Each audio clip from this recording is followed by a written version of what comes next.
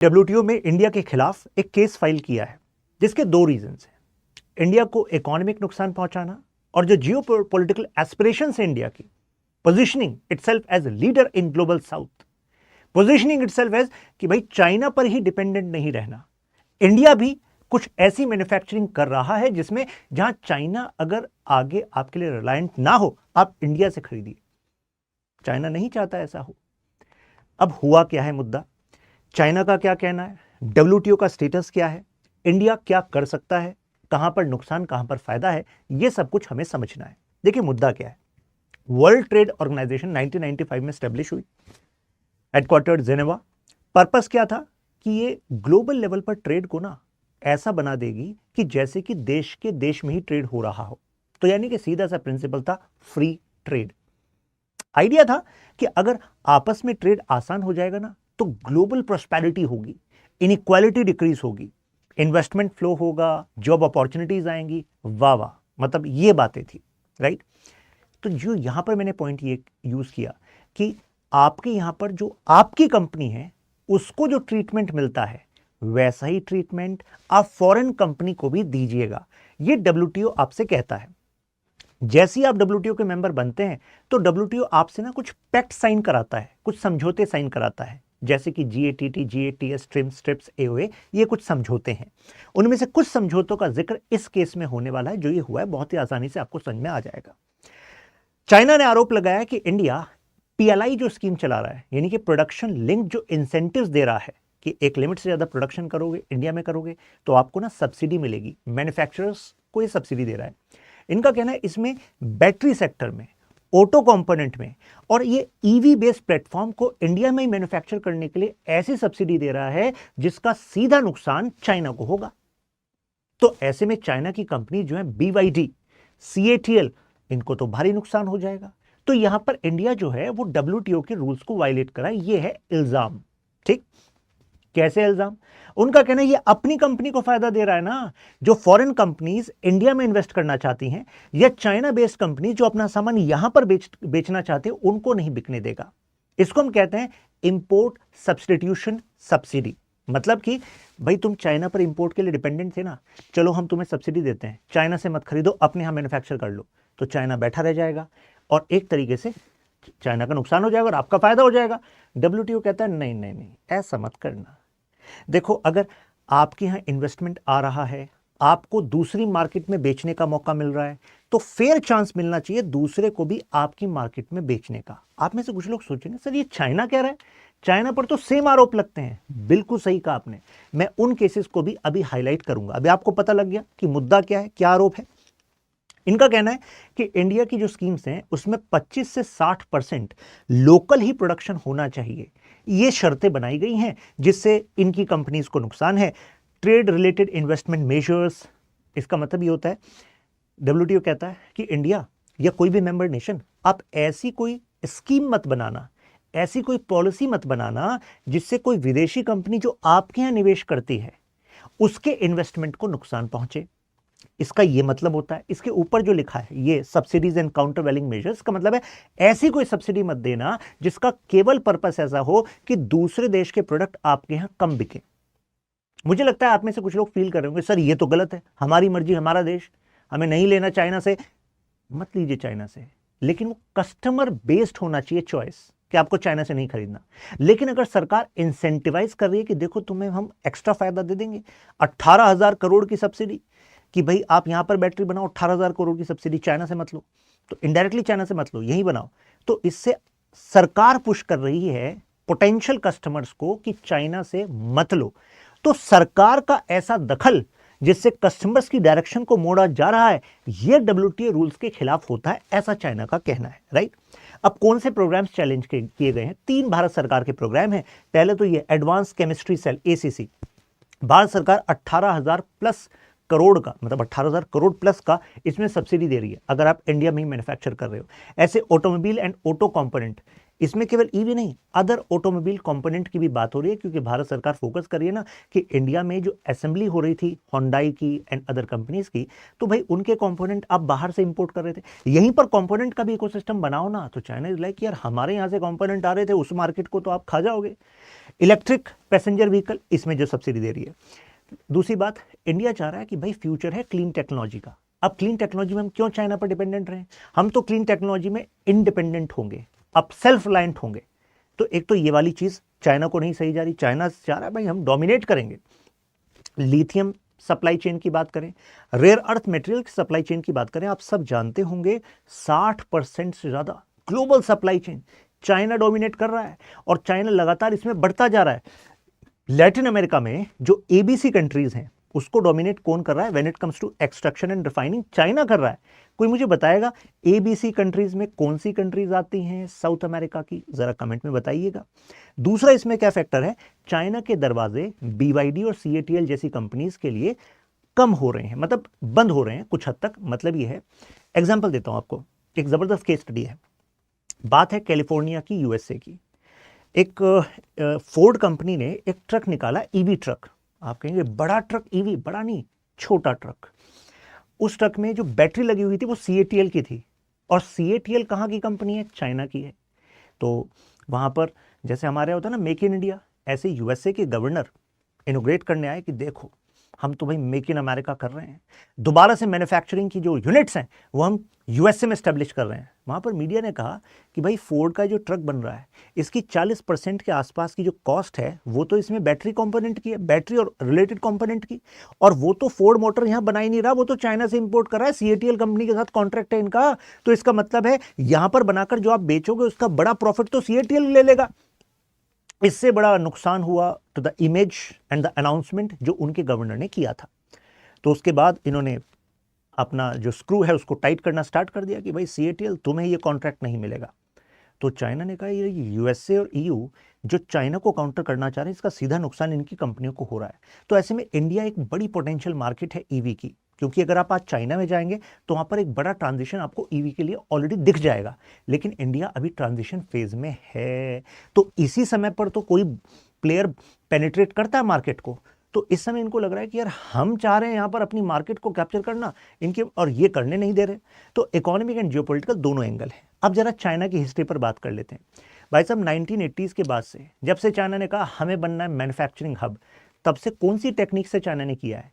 Innovation USA ने की, Europe ने की, उसकी कॉपी और उसका एग्जीक्यूशन ये चाइना ने संभाला। एग्जीक्यूशन कुछ तो ये था कि भाई आप ही की फैक्ट्रीज यहां पर लगा लीजिए, मैन्युफैक्चरिंग चाइना कर देगा।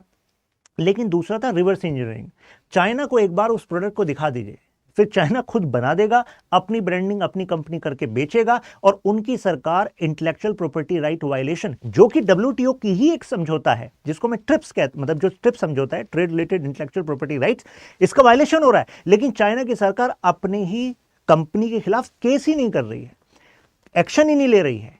तो वहां पर यूएसए की कंपनियां भी मजबूर थी या नहीं थी? तो पूरा पूरा आप खुद ही तो वायलेशन कर रहे थे डब्ल्यूटीओ के रूल का। लेकिन आप कहेंगे जब सर ये खुद ही वायलेशन करता आया है, इसी से इसने अपनी कंपनियों को मजबूत बनाया है इन वायलेशन से, तो आज ये हमें कैसे कह सकता है? तो चाइना भी लाइक कि भाई ये बताओ, अगर तुमने मर्डर किया हो, ठीक है, और तुम फिर भी बचकर निकल गए हो, हालांकि निकलना नहीं चाहिए, लेकिन इंटरनेशनल पॉलिटिक्स में माइट इज राइट। मैं पॉलिटिकल साइंस ऑप्शन में पढ़ाता हूं ना आपको, थुसाइडस ने क्या कहा था एंशिएंट ग्रीस में? Strong will do what they can, मजबूत हर वो काम करेगा जो वो कर सकता है, and weak must suffer what they should, जो कमजोर है उसको तो झेलना ही पड़ेगा भाई, यही है जिंदगी। तो चाइना इज लाइक दैट कि तुम्हें मेरी जरूरत थी चीप मैन्युफैक्चरिंग के लिए, चलो मैंने कुछ वायलेशन किया, तुम्हें आंख बंद करके उन वायलेशन को भी सहना पड़ेगा। लेकिन चाइना देखिए क्या कर रहा है। अगर मैं wheat and rice and corn की बात करूं, इस सेक्टर में 2019 की रिपोर्ट बता रही है कि चाइना ने जो टोटल परमिसिबल लिमिट थी कि भाई इतनी सब्सिडी आप दे सकते हो, उससे मात्र $100 बिलियन ज्यादा सब्सिडी दी। भाई साहब $100 billion beyond the permitted limit. मतलब एक तो होता है वायलेशन करना, एक होता है डब्ल्यूटीओ के पैक्ट को तार तार कर देना। भाई ये तो वाली बात है चाइना का, ये तो 2019 की बात है। तो चाइना भी लाइक कि भाई ठीक है, मेरे पे मर्डर का चार्ज आपने लगाया, कि मर्डर इन द सेंस कि भाई आप कह रहे हो कि मैंने वायलेशन करे, लेकिन इसका मतलब ये थोड़ा ना है कि अगर आप वायलेशन करोगे तो मैं ना कहूं कि आपने वायलेशन किया है। अगर कोई दूसरा कानून को तोड़ेगा, मैं तो ये हक रखता हूं ना कि आपने कानून तोड़ा है, मैं ये बात आपसे कहूं। तो चाइना की ये जो इस तरह की जो एक्टिविटीज थी, इससे हुआ क्या भाई साहब, ग्लोबल मार्केट को डिस्टोर्ट कर दिया था चाइना ने। अभी भी बीच बीच में ऐसा करता रहता है वो। जब इतनी भारी सब्सिडी देगा तो मुझे बताइए बम्पर सप्लाई कर देगा कि नहीं कर देगा। इंटरनेशनल मार्केट में अगर बम्पर सप्लाई होगी तो मुझे बताओ, जो दूसरे देशों के मैन्युफैक्चरर्स हैं उनको सही दाम मिलेगा या उनके लिए दाम गिर जाएगा? उनके लिए दाम गिर जाएगा। तो ग्लोबल प्राइस जो है वो डिप्रेस हो जाएंगे, जिससे बाकी देशों के जो मैन्युफैक्चरर्स हैं वो सोचेंगे हम तो देखो अच्छी मेहनत करके बिजनेस कर रहे हैं, लेकिन उन्हें नुकसान उठाना पड़ेगा, क्योंकि यहां पर चाइना ने ऐसा कराया है, ज्यादा सप्लाई कर दी है, अपने यहां का अपने देश के लोगों को ज्यादा सब्सिडी दे दी है, और सब्सिडी से मार्केट को क्रैश कर दिया, प्राइसेस को क्रैश कर दिया, जिससे कि वो मार्केट से हट जाए और फिर चाइना पर ही डिपेंडेंस बन जाए। अब 3 ऐसे केसेस का मैं जिक्र करना चाहूंगा। India solar case, Indian solar case में क्या था भाई, चाइना जैसे ही हमने कहा हम सोलर ट्रांजिशन करेंगे, 2014 याद है आपको, Paris climate conference, Modi ji ने कहा था भारत एक सूर्य पुत्र देश है, इंटरनेशनल सोलर अलायंस बनाई थी जिसको इंडिया लीड कर रहा था। उसका हेडक्वार्टर कहाँ है बताइए जरा कमेंट में, इंडिया में ही है, किस जगह है बताइए जरा कमेंट में। अच्छा, दूसरी चीज, हमें चाहिए था सोलर प्रोडक्शन, सेल्स बनानी थी, लेकिन हमारी कंपनीज जो कंपीट करना चाह रही थी वो कैसे कंपीट करती, अगर चाइना अपने सोलर मैन्युफैक्चरर्स को सब्सिडी दे रहा है कि चलो तुम एक्सपोर्ट करो इंडिया में, जो जितना ज्यादा एक्सपोर्ट करेगा उसको हम अलग से उतनी इकोनॉमिक हेल्प प्रोवाइड करेंगे। तो क्या इस वजह से इंडिया के मैन्युफैक्चरर्स कंपीट कर पाएंगे? अगर उनके पीछे उनकी सरकार इस तरीके से खड़ी है, नहीं कर पाएंगे। तो इंडिया ने कहा भाई ये तो तुम वायलेशन कर रहे हो डब्ल्यूटीओ रूल्स का, हमारे मैन्युफैक्चरर्स कैसे ग्रो करेंगे। दूसरा केस देखिए, स्टील एंड एल्यूमिनियम कंसर्न्स। एक टाइम ऐसा आ गया था कि हमारे कितने सारे स्टील सेक्टर के जो मैन्युफैक्चरर्स थे, मतलब they were facing this balance sheet problem. Balance sheet मतलब क्या कि भाई तुमने लोन तो ले रखा है स्टील फैक्ट्री वाले ने, उसने सोचा चलो भाई, बैंक ने भी सोचा कि यार ये स्टील तो सप्लाई करेंगे, पैसा आएगा, मेरे पैसा भी वापस देते रहेंगे, लेकिन वहां चाइना ने डंप करना स्टार्ट कर दिया अपनी स्टील को ग्लोबल मार्केट में। अब सोचो, अगर कोई स्टील का इस्तेमाल करना चाह रहा है, वो इंडिया के स्टील मैन्युफैक्चरर से खरीदे या चाइना से खरीदे। अगर चाइना स्टील सस्ते में दे रहा है, इतने सस्ते में दे रहा था चाइना कि आप इंपोर्ट का भी खर्चा लगा लो, कस्टम का भी खर्चा लगा लो, तब भी चाइना से खरीदनी सस्ती पड़ रही है। तो इंडिया में जो इंडस्ट्रीज थी जिनको स्टील खरीदनी थी वो चाइना से खरीदने लगे, हमारे स्टील एंड एल्यूमिनियम सेक्टर को काफी नुकसान झेलना पड़ा। और चाइना के लोग इतने सस्ता कैसे दे पा रहे थे भाई? कोई टेक्नोलॉजी इनोवेशन था क्या? उसके पीछे था इनका स्टेट, यानी कि उनकी सरकार, जिसने भारी मात्रा में सब्सिडी दी इस सेक्टर को, जिससे कि वो इस मार्केट को डोमिनेट कर सके। तो ये भी डब्ल्यूटीओ रूल्स के खिलाफ है भाई। फेयर मार्केट का मतलब होता है let private players play. Why you are supporting excessively to your companies then?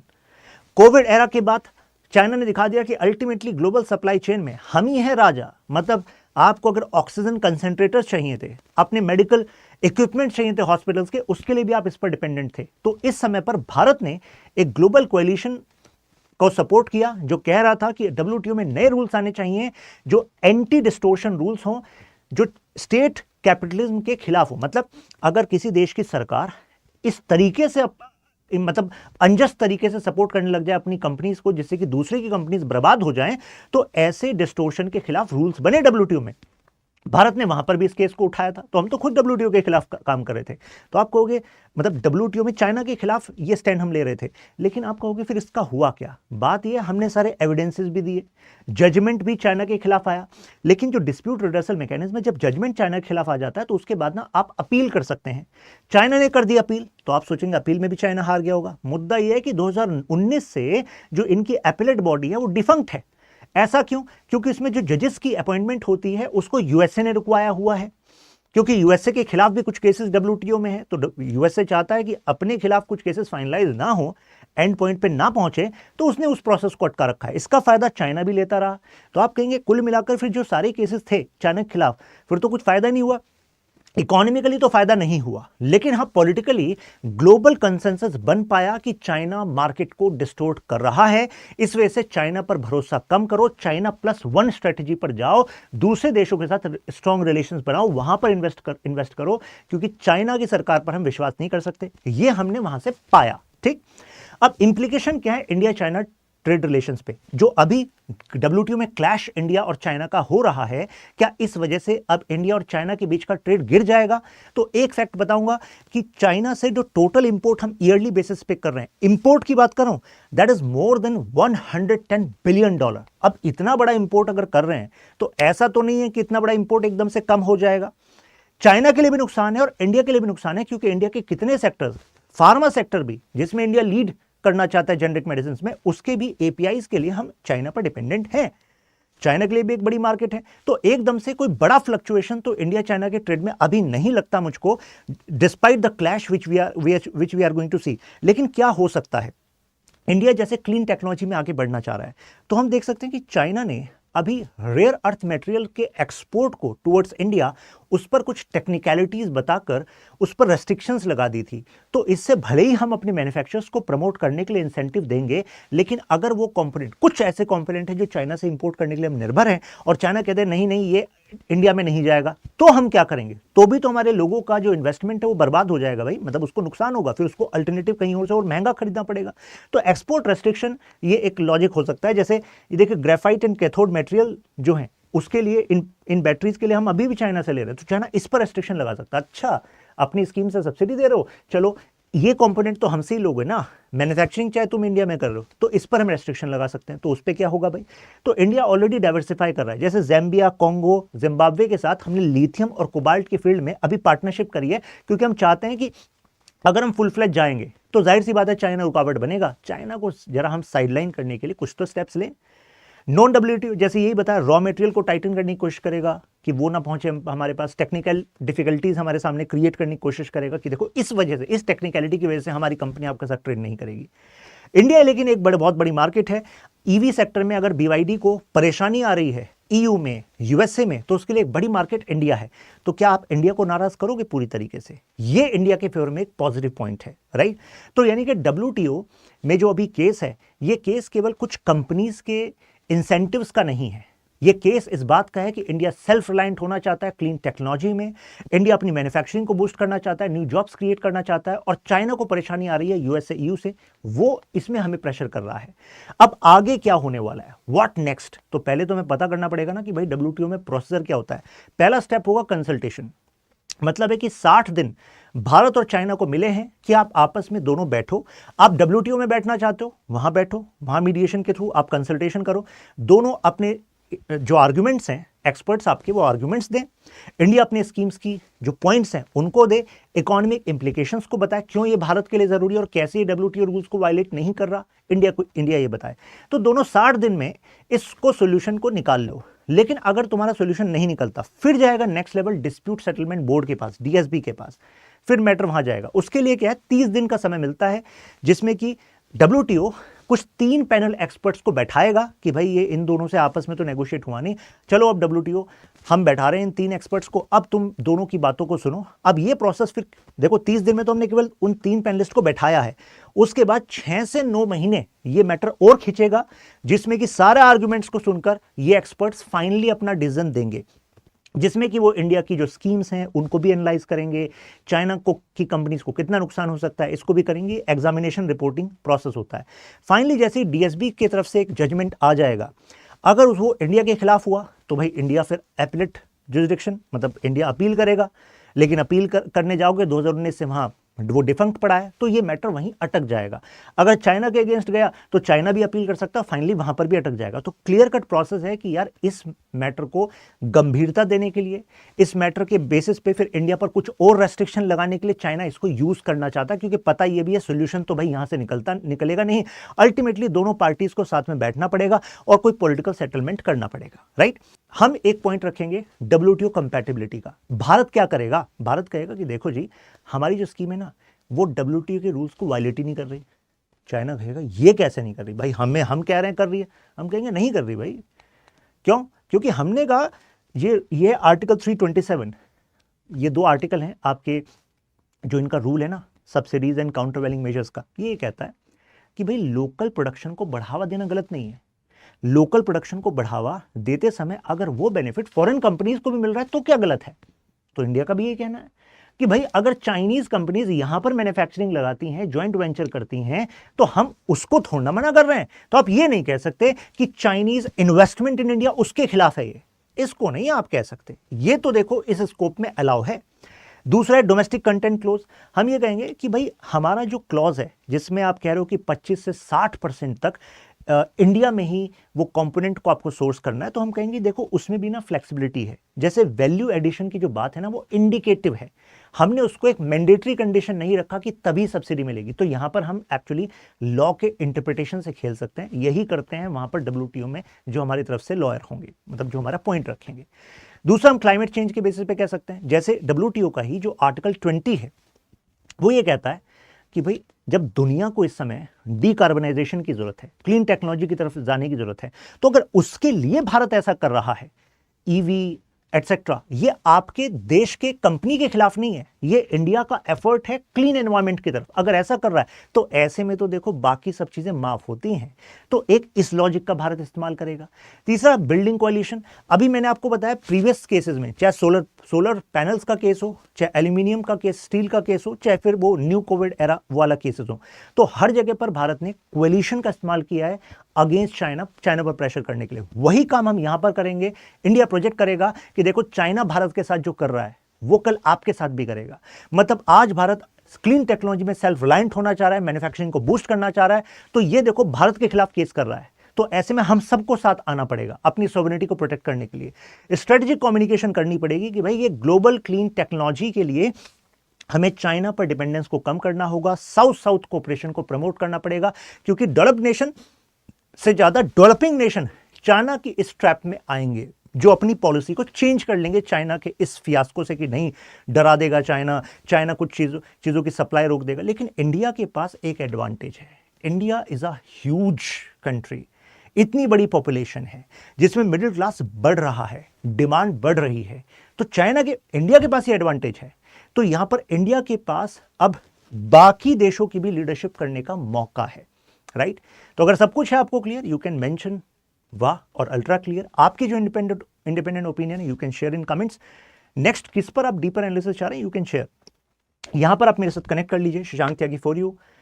Question देखिए, discuss the dimensions associated with recent India China dispute in WTO. Direct question आपका आ सकता है यूपीएससी में। इस पीडीएफ में आपको ये कंटेंट मिल जाएगा, ये मैं यहां पर अपलोड कर रहा हूं। मिलते हैं आपसे नेक्स्ट क्लास में।